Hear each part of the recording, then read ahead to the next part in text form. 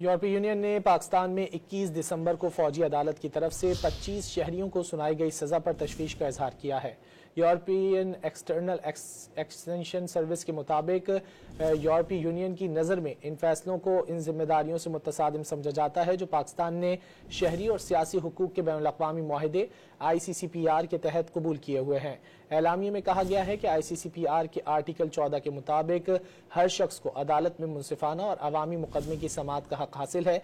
जो आज़ाद और गैर जानिबदार हो उसे मुनासिब और मौसर कानूनी नुमाइंदगी का हक हासिल हो। इसी आर्टिकल में यह भी शर्त मौजूद है कि किसी भी फौजदारी मुकदमे में जो भी फैसला दिया जाए उसे आम किया जाएगा। यूरोपीय यूनियन ने पाकिस्तान में 21 दिसंबर को फौजी अदालत की तरफ से 25 शहरियों को सुनाई गई सजा पर तशवीश का इजहार किया है। यूरोपियन एक्सटर्नल एक्सटेंशन सर्विस के मुताबिक यूरोपीय यूनियन की नज़र में इन फैसलों को इन जिम्मेदारियों से मुतसादिम समझा जाता है जो पाकिस्तान ने शहरी और सियासी हुकूक के बैनुल अक़वामी मुआहदे ICCPR के तहत कबूल किए हुए हैं। एलामिये में कहा गया है कि ICCPR के आर्टिकल 14 के मुताबिक हर शख्स को अदालत में मुनसिफाना और अवामी मुकदमे की समाअत का हक हासिल है। जो आज़ाद और गैर जानिबदार हो उसे मुनासिब और मौसर कानूनी नुमाइंदगी का हक हासिल हो।